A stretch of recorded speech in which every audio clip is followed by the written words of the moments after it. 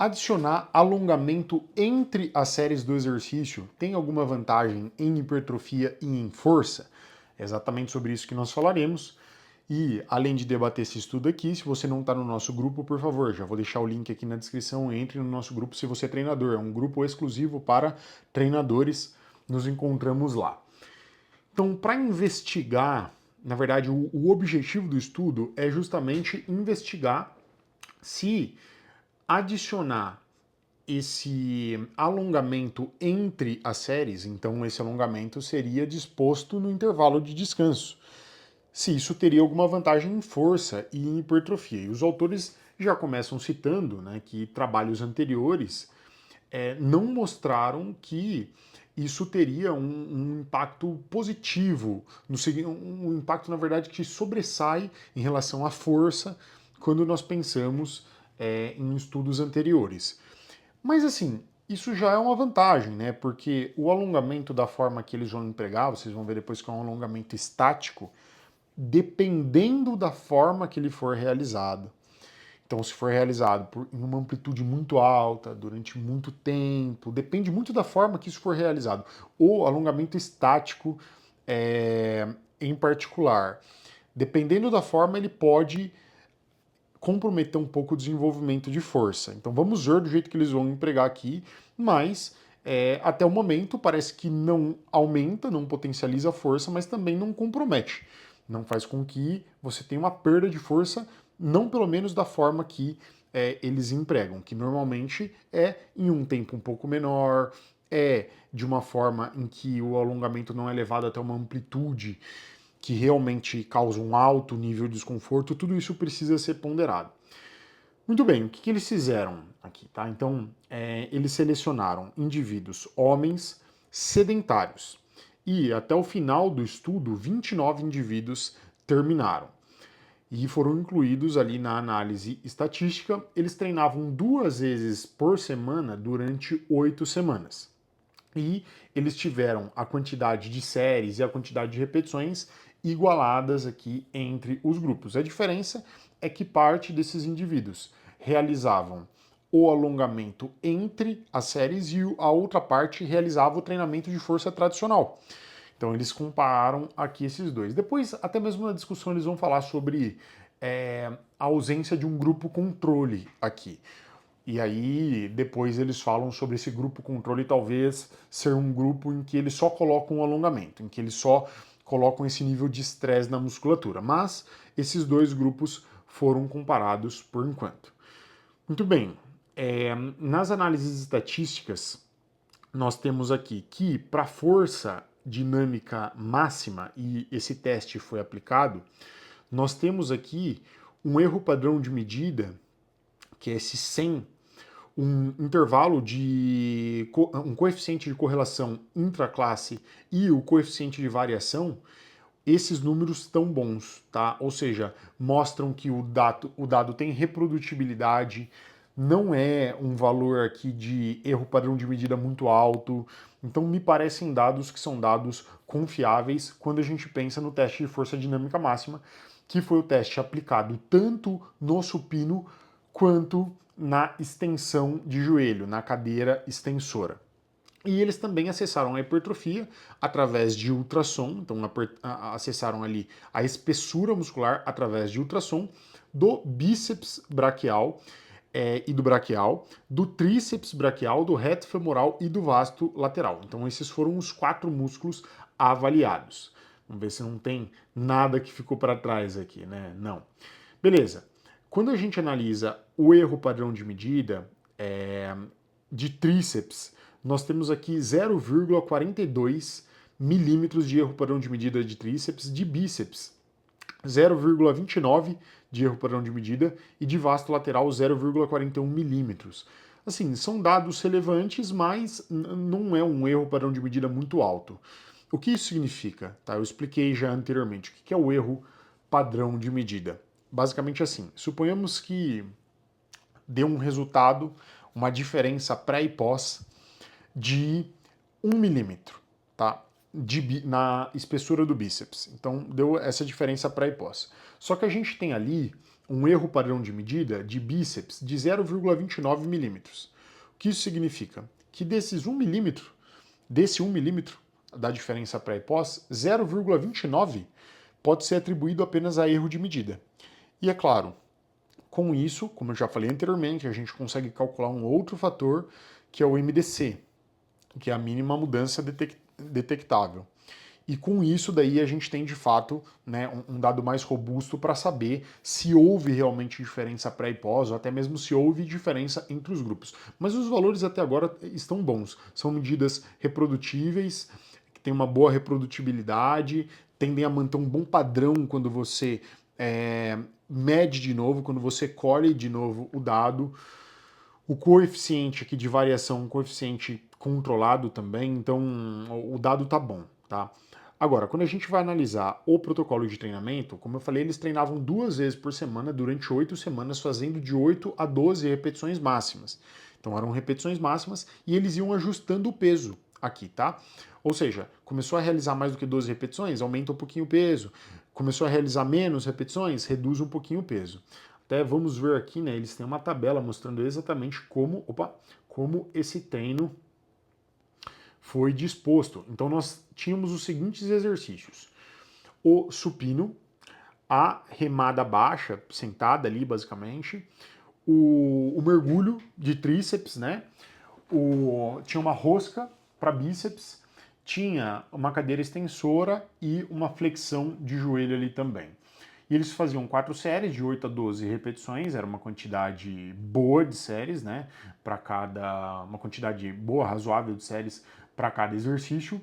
A diferença era que o grupo que fazia o alongamento, assim que acabava a execução do exercício, durante 30 segundos, eles realizavam o alongamento para o mesmo músculo-alvo daquele exercício. Então, por exemplo, se você fez um supino, tudo bem, o supino vai recrutar tríceps também, né, deltoide, mas no caso do supino eles alongavam o peitoral durante 30 segundos, igual mostra esta imagem aqui, ó. Então basicamente eram esses os alongamentos que eram utilizados para cada músculo.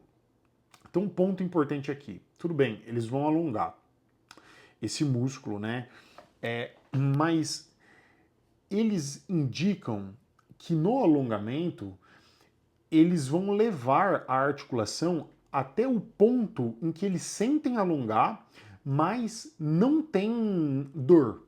Então, até aqui, ó, que eu marquei para vocês. Eles sentem alongar, né? Mas eles levam aqui até um ponto anterior àquele alto nível de desconforto. Então é um ponto anterior a esse. Então é um alongamento, tá alongando, é um alongamento estático, mas não é um alongamento que realmente impõe um nível ali de estresse muito alto. Não é isso. E seria muito interessante a gente entender como de fato esses músculos estão nessas posições, porque ok, a gente está entendendo que o músculo realmente está alongado pela posição articular e pelo exercício escolhido, mas seria muito legal a gente ter uma ideia de como o fascículo tá, como o sarcômero daquele músculo tá naquele momento, né? Porque pode ser que para alguns dos músculos, então, por exemplo, se a gente pegar latíssimo aqui, né? Olha o alongamento paralatíssimo que eles utilizam. Esse daqui, ó. Opa! Tá difícil aqui hoje vir para as imagens, hein, pessoal? Aqui, ó. Esse é o alongamento paralatíssimo, tá?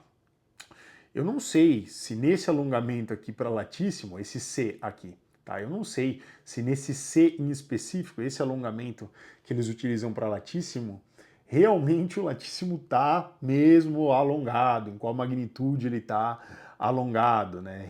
Como que tá óbvio, algum nível de alongamento tem, algum nível de alongamento do sarcômero tem, mas qual é esse nível? É um nível suficiente para gerar um determinado estresse? É um nível suficiente para a gente ter um aumento de tensão passiva ali, por exemplo?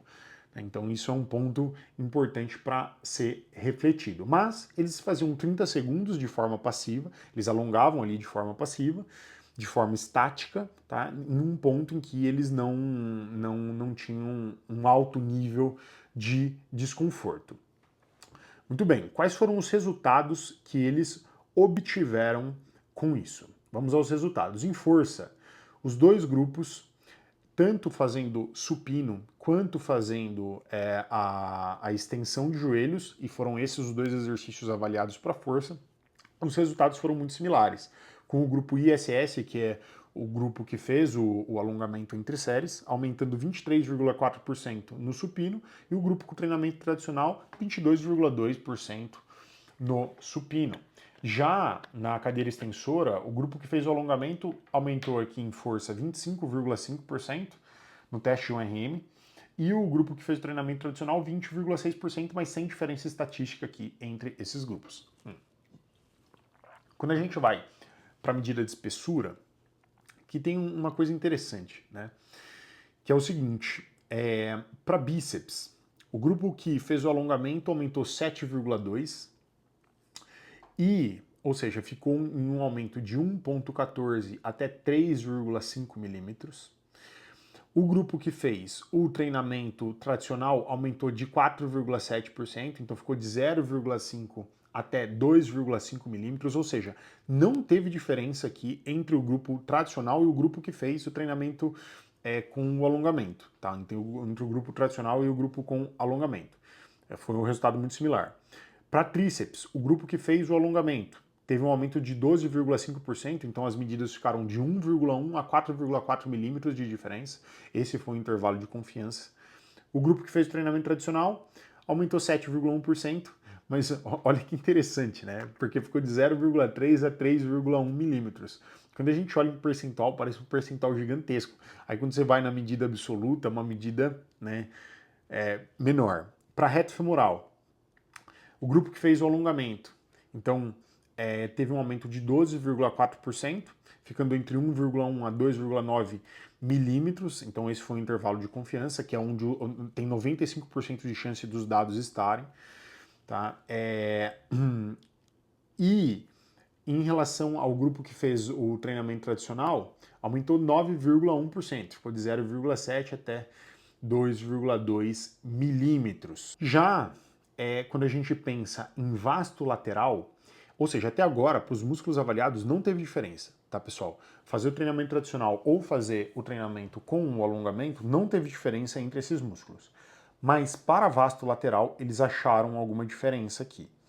E essa diferença foi a favor do grupo que fez o alongamento, em que aumentou aqui 17%, mas com um intervalo de confiança aqui de 1,5 a 3,1 milímetros.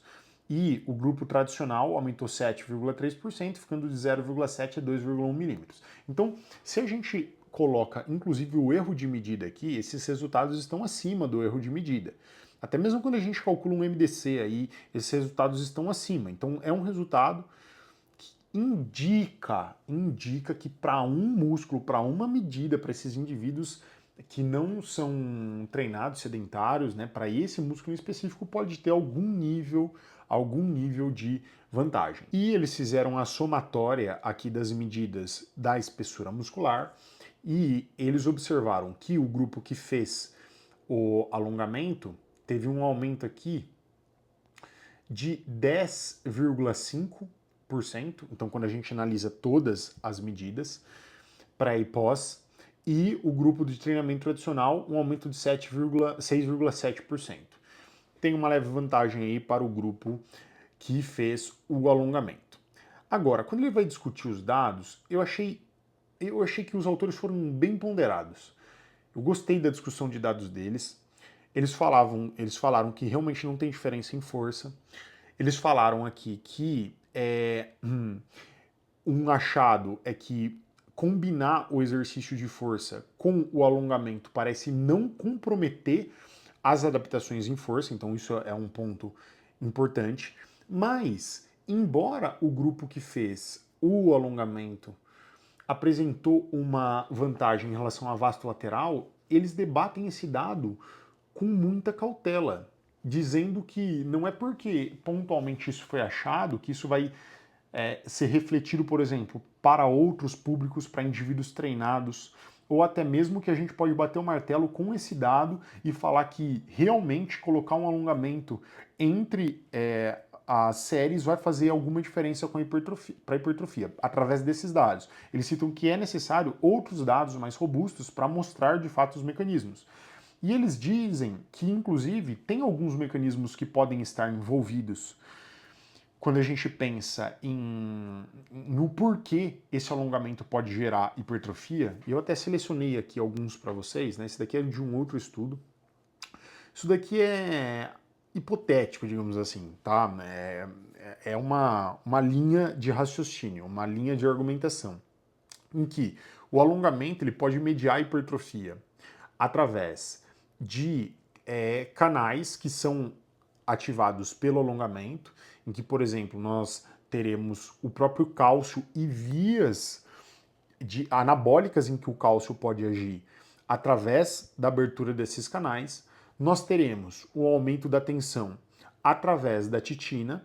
Então a titina pode contribuir com um aumento na tensão e desencadear, a partir de então, processos anabólicos e o que ele chama desse achatamento, digamos assim, dos mionúcleos. A partir do momento que existe uma tensão, existe um alongamento, pode ter algum nível de estresse nos mionúcleos que talvez desencadearia a hipertrofia. Mas assim, ainda assim é importante ter cautela com essas conclusões. Eles mesmos citam que é importante ter cautela com essa linha de raciocínio mais mecanicista, que é realmente isso que vai gerar o determinado resultado. Então, nós temos aqui algumas vias que até fazem sentido, mas é importante a gente ponderar para bater o martelo se realmente é assim que funciona. Ou seja, nós temos algumas limitações aqui no estudo, não tem esse grupo controle que eles mesmos citaram, controle dietético também não, mas ainda assim